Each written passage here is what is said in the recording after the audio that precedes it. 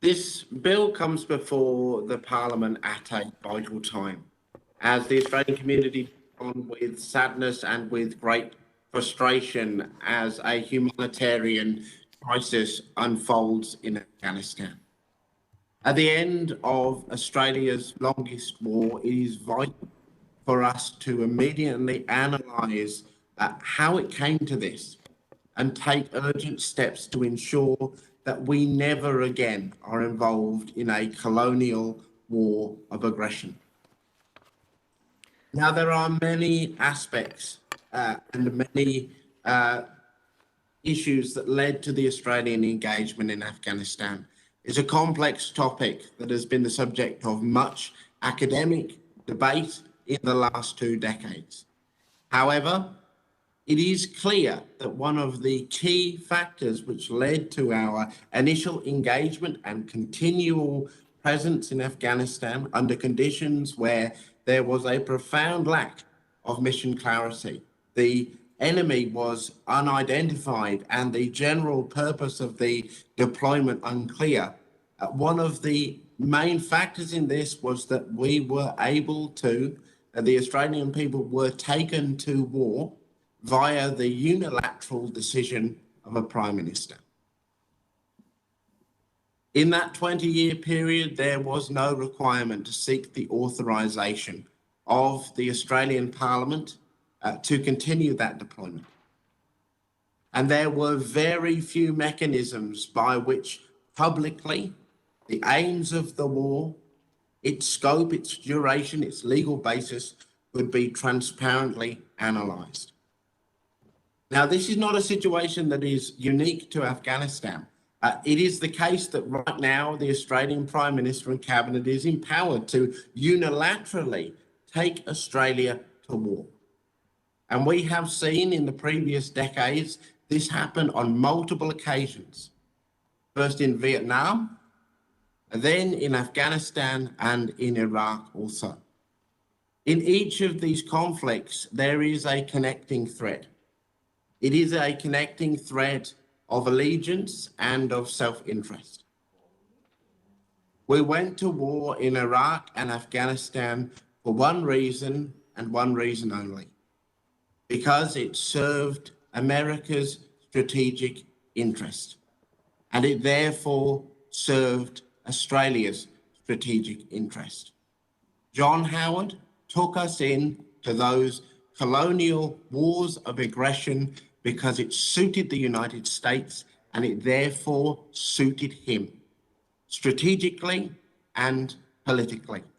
And we stayed there for 20 years in the case of Afghanistan because it suited the United States and therefore it suited the Prime Minister of the day in the Labour Party. And we are now leaving primarily because it suits the strategic interests of the United States and therefore it suits the strategic interests of the Morrison government. And any and all arguments made as to the humanitarian nature of these engagements, putting aside the oxymoron that is the idea that you can bring peace and humanity at the end of a gun, all of these arguments are made to justify and to overcover the central reason for the presence. Now, at this moment, there is an urgent need for this Parliament and for this government to act in a multiplicity of different ways to support the people of Afghanistan in the middle of this unfolding humanitarian crisis. And we must also look to the legislative mechanisms that would prevent such a war from being engaged in the future. And one of those mechanisms is this bill. Now, this bill would do a few very simple yet powerful things. It would require a vote of both houses before Australian personnel could be deployed overseas. And it would require, should that resolution and empowerment be given, the Australian Defence Minister to provide to both chambers a comprehensive report every 2 months speaking specifically to the scope of the engagement, to the legal basis for the engagement, the duration of the engagement, and what is being done to ameliorate, to end the conflict and crisis, to enable the resolution to be withdrawn. Now, this would have a couple of effects, and I note here that within this legislation, there have been very carefully crafted carve-outs and instances to allow for emergency situations. And I also note that this bill speaks specifically and exclusively to the deployment of Australian forces beyond our territorial boundaries. Beyond our territorial boundaries.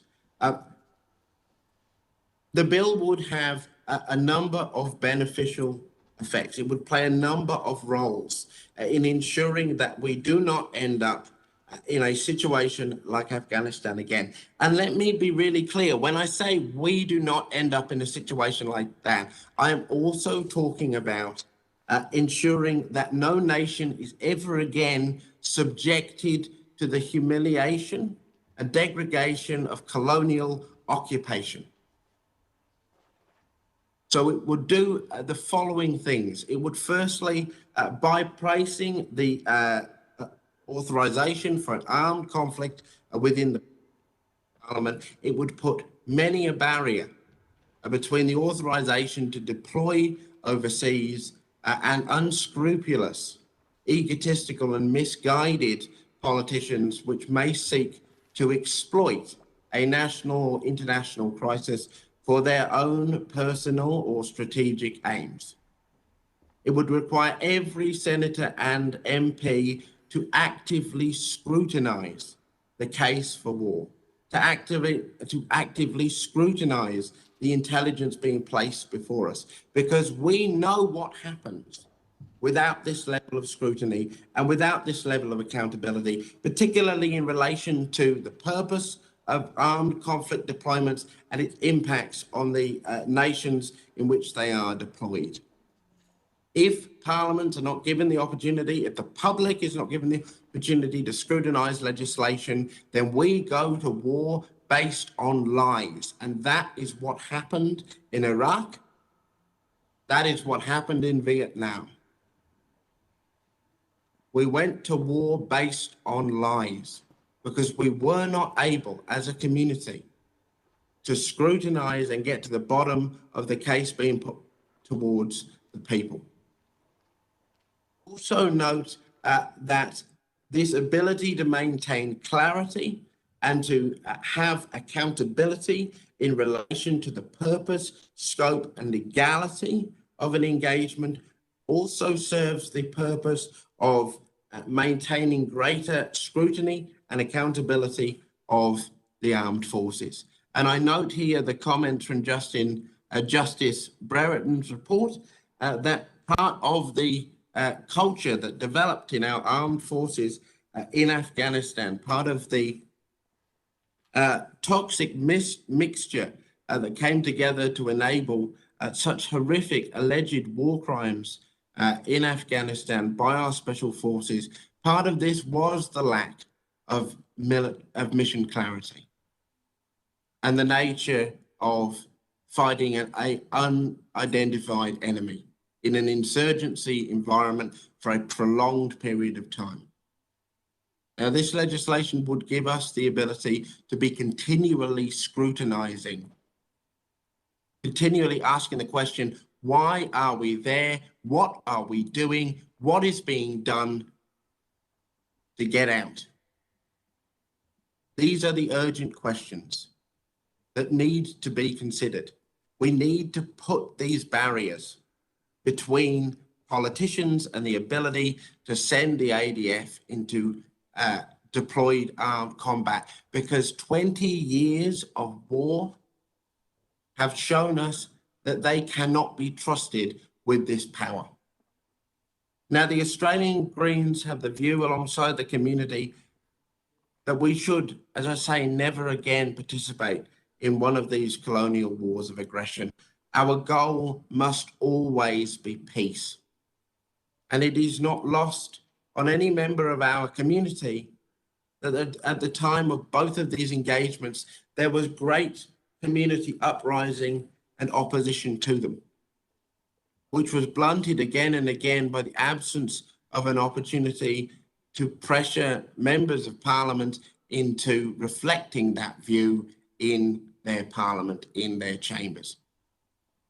This bill would ensure that should America or any other power ever ask us to go with them into war, should an Australian Prime Minister ever again come before the nation and make a case for war, that would have to be fully and transparently scrutinised by the Parliament, not once but continually over the life of the deployment, with the goal being to bring that deployment to an end and restore peace. Perpetual war at the behest of the United States must be a thing of the past. We must consign it to the dustbin of history. The blood that has been spilt, the lives that have been ruined, the countless decimated villages of Afghanistan and Vietnam and Iraq call on us to take this action, as do the mortally wounded, the maimed psyches of so many of our returned service personnel who did a job that they should never have been asked to do, in an environment they should never have been asked to work in, to an unclear brief that was beyond their skill set or their training. And the worst thing of it all, the worst shame of it all, is that Prime Minister after Prime Minister, Defence Minister after Defence Minister, one after another, the politicians in this place, they knew that there was no point to these conflicts other than serving America's interests. They knew that there was no way out. They knew that there was no clear purpose. And yet they kept sending Australian personnel over there, and they kept a presence in a nation which caused incredible harm and damage. There must be political transparency. There must be political accountability. This Parliament, representative of the community, must take upon its shoulders the full responsibility of ADF deployment. It is not good enough that the closest many MPs get to the reality of warfare is shaking the hand of a veteran on Anzac Day, or participating in carefully staged, managed exchanges in nations like Afghanistan. It is not good enough. If the families of Australian service personnel have to sit up through the night wondering if their loved ones are okay, if the families of folks in Afghanistan have to sit up in the night wondering if the throw of that chopper means the Redbeards are inbound, means one of their loved ones is going to be taken, then MPs too should sit with that burden, should sit up through the night, wondering if the case was good enough, feeling the responsibility. This we must do. This is what this legislation is focused on, and I commend it to the Senate.